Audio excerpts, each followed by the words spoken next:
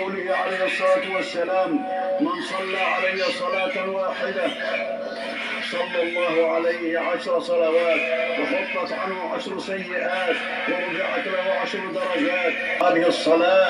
وهذه الصلاة والسلام مكافأة من المسلمين لنبينا محمد صلى الله عليه وسلم، ودعاء له على ما قرر من الدين وجاهد أكمل الجهاد، وعلى ما أسدى وبذل للأمة. اللهم صل وسلم وبارك على سيدنا محمد وعلى آله وصحبه أجمعين. ازيكم يا حبايب قلبي، عاملين ايه؟ يا رب تكونوا بخير وفي أحسن حال. قبل ما نبدأ الفيديو مع بعض زي ما متعودين نصلي على الرسول عليه أفضل الصلاة والسلام.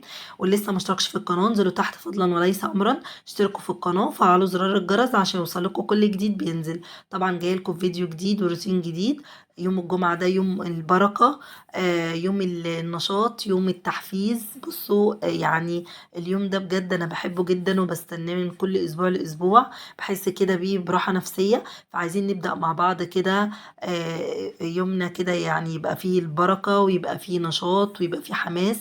ويلا بينا بقى، اللي لسه ما خلصش حاجته يقوم يخلص معايا كده، وقوموا كده ابتدئوا لو حاجة بسيطة هتفرق معاكم. داخلين بقى على دخلة الشتاء، فطبعا عايزين نبدأ بقى روتينات الشتاء الجامدة جدا، لان طبعا طول الشتاء بقى الحاجات السخنة وندفي نفسنا والكلام ده كله. فبنعمل اللي هي الروتينات البسيطة اللي هي العادية خالص اللي هي اليومية. ان شاء الله هعمل لكم قريب روتين يومي هيبقى جامد جدا. عايزاكم بقى تتابعوا الفيديو لغاية اخره، واللي لسه محطش اللايك بتاعه يحط اللايك، واللي بيتفرج عليا من غير الاشتراك اشتركوا، وتأكدوا ان انتم فعالين زرار الجرس على كلمة الكل عشان يوصل لكم اي حاجة انا بنزلها، او يعني اي فيديو انا بنزله يوصل لكم اشعار بيه. ويلا بينا نبدأ الفيديو. طبعا انا قلت اول حاجة كده اشيل الستاير. انتوا طبعا يعني اعذروني بقى لو صوتي باين عليه يعني مغلق كده شوية ولا حاجة، عشان انا عندي اصلا دور برد شديد جدا، وكمان عندي ضرسي وجعني جدا جدا. فيعني انتوا اكيد عارفين وجع الضروس، فعايزاكم تدعوا لي كتير بالله عليكم، لعل وعسى يعني دعواتكم تستجاب. لاني بجد انا تعبانه جدا، وقلت كده اقوم اتنشط معاكم، واللي انا اقوم اخلص اللي ورايا عشان خاطر اصور لكم برضو ما اغيبش عنكم وكده.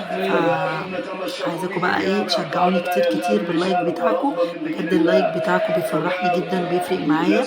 وعايزاكم بقى توصلوني، انا طمعانه فيكم بقى اللي احنا نكبر القناه بسرعه. عايزاكم تقولوا لحبايبكم على اسم القناه وتشيروا القناه كده، يعني بطريقه كده سريعه. ربنا ان شاء الله يعني يردها لكم الحسنة بالحسنة. وإن شاء الله ربنا يكرمكم في حياتكم زي ما انتوا ما بتراضوا اللي قدامكم، ربنا هيراضيكم وهيكرمكم في حياتكم. فيلا بينا بقى. طبعا أنا شلت كده الستاير زي ما انتوا شفتوا، وابتديت بقى أشيل الشناكل كده منها.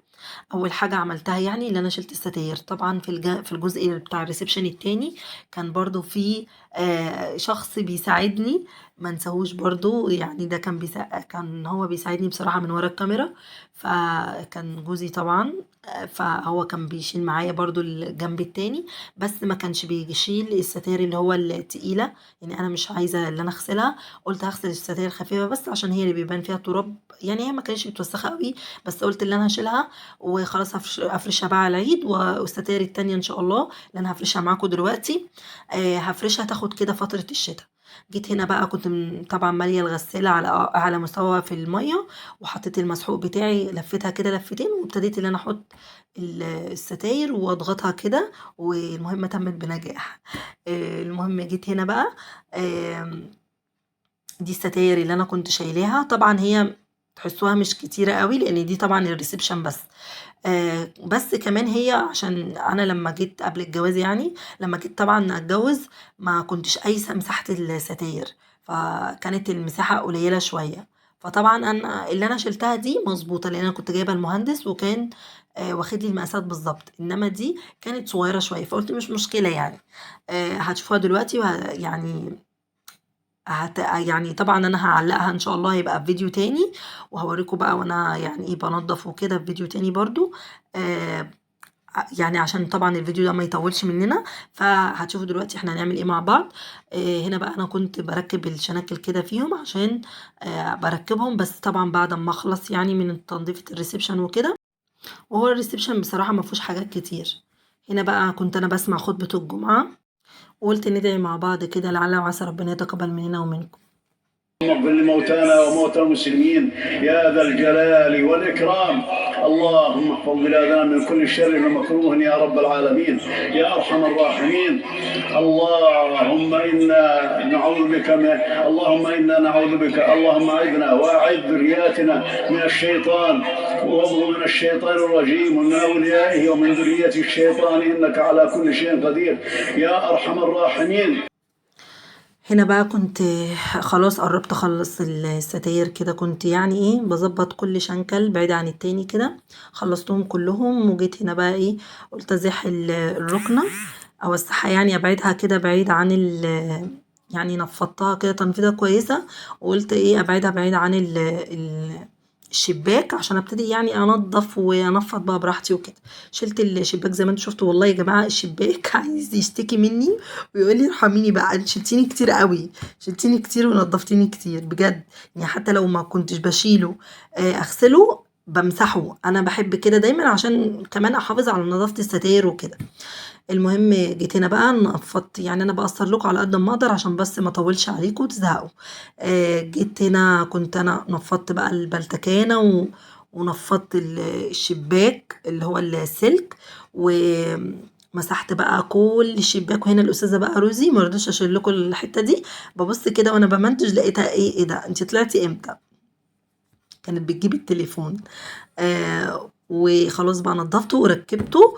وهنا بقى جيت برضو عملت الشباك اللي الناحية دي. طبعا انا نضفت البلتكنة اللي هناك كلها، مش هعمل بقى الخطوة دي في البلتكنات دي لان طبعا متركبة الستارة، وهي انا لقيت البلتكنة دي اصلا ما فيهاش عليها تراب، يعني انا نفضتها كده تنفيضة سريعة بس ما لقيتش عليها تراب بصراحة. جيت بقى مسكت هنا بعد ما شلت الشباك ورحت غسلته، سبته بقى يتصفى في الحمام. وجيت بقى مسكت الستاير دي نفضتها تنفيضة مش عايزة اقول لكم بقى، ضربتها ضرب يعني هي كمان عايزة تولع فيا. فجيت بقى نفضتها جامد بصراحة، وهي صراحة ما طلعتش تراب، يعني ممكن يبقى كان عليها تراب خفيف خالص ومش باين يعني في التنفيض، بس هي ما يعني كانت نظيفة بصراحة. فقلت مش مستاهلة ان انا اشيلها وكده، وهي بصراحة متعبة في التركيب جدا، فقلت مش مستاهلة يعني. فخليت جوزي بس يشيل لي الستاير اللي من تحت، ونفضتها كويس ونضفت السلك ونضفت الشباك والجرارات وكله. وهنا بقى جيت اركب الشباك على النظافة كده عشان تبقى كل حاجة كده نظيفة. وطبعا انا قبل كل الحاجات دي المفروض كنت زعفت، بس بصراحة انا لقيت اللهم بارك الحمد لله لقيت الشقة مش محتاجة تزعيف. قلت بقى ايه وانا يعني هوقع الدهان على الفاضي لا يعني هي الحمد لله انا مقفلة ودايما محافظة على الشقة. فجيت بقى هنا رحت برضو قلت انفض الستاير دي، برضو شلت الستاير اللي من تحت بس، وهم دول بس اللي سبتهم يعني. اما برضو دخلت المطبخ يعني نسيت اللي انا اصور لكم المقطع ده. برضو انا شلتها هما الاتنين، لاني اللي هو الستاره بتاعت دخلة المطبخ وستاره اللي عند الركنه هما الاتنين نفس اللون واحد، اللي هو بيج في بني. فطبعا درجة البيج يعني ما بحبهاش تبقى غامقة كده، بحس اللي زهوتها راحت. فاول ما بلاقيها كده بعرف اللي هي ابتدت تتوسخ يعني، فبقوم شايلاها عشان تتغسل. فقلت دول فواتح شوية فلا لازم يتغسلوا، ودول في دخلة الشقة وكده لازم اغسلهم. اما دول عشان غامقين فبصراحة مش باين فيهم حاجة، وهم اصلا لما نفضتهم ما كانش طالع منهم تراب يعني. فلو لقيتهم بصراحة اللي هم مليانين تراب انا كنت شلتهم على طول، يعني كنتش هفكر. جيت هنا بقى نضفت برضو الشباك، كنت هنا بنضف السلك وبنضف بقى كل الحلق بتاع الشباك، والسو خليته زي الفل بصراحة. هما كانوا نضاف، ما كانش فيه بس اللي هو عارفين التراب الناعم ده، الترابية الرخمة دي اللي على طول قرفنا في حياتنا، هي دي. يعني مش عارفة انا يومين بعمل الشبابيك دي بمسحها لو ما نضفتهاش ولمعتها من بره ومن جوه، بمسح الجرارات فاهمين يعني، بلمع على طول الجرارات بحيث ان انا ما بحبش افتح شباك الاقي فيه نسمة ترابية، بس ده طبعا وارد يعني وارد. المهم انا بصراحة شقتي مليانة كلها شبابيك، هي حاجة حلوة وحاجة وحشة في نفس الوقت يعني. جيت هنا بقى قلت بقى الم الستاره كده زي ما انتوا شايفين بقى. لو واخدين بالكم انا الستاره دي قبلها بيوم بالليل خليت جوزي يشيلها لي، ونضفت بقى البلكونه حلوه قوي، ورحت بقى خليته يركبها لي، يعني غسلتها وركبتها في ساعتها يعني، وهي كده كده بتنشف مع نفسها. وعملتها بقى غيرت الشكل، خليت بدل الشكل اللي بره خليته يبقى جوه عشان يعني تغيير، وخليت الشكل اللي هو الساده اللي هو اللون جريك او اللي هو الفراني ده الرمادي، حطيته من بره ساده كده وشكله حلو تغيير يعني وبس. وكمان اللي هو الورد اللي فيه ده، اللي هو الوش اللي هو المنقوش ده اللي فيه ورد، حسيته اللي هو ابتدى يفتح شويه من الشمس، فقلت لا اخليها بقى الدرجه الغامقه من بره تاخد برضو ايه الشتاء وكده.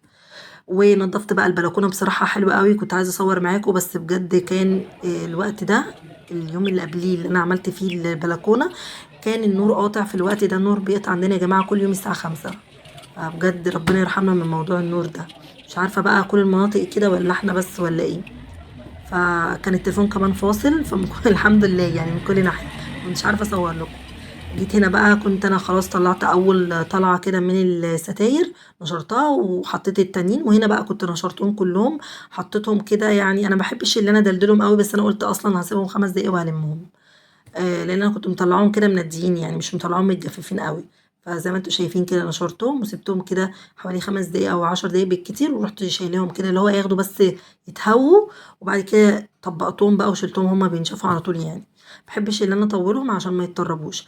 جيت هنا بقى على البانيو، وكنت ماليه برضو البانيو ميه ومجهزاه، ورحت جيت بقى ايه حاطه، ما برضاش احط الاريال يعني، كنت ساعات بحط الاريال في الميه قبل ما انزل الستاير واقلبها، بس كنت بلاقي الاريال بيرقد تحت، واي مسحوق كنت بحطه كنت بلاقيه بيرقد تحت، فما كده ملهوش لازمه، هو كده مش بيدوب في الميه.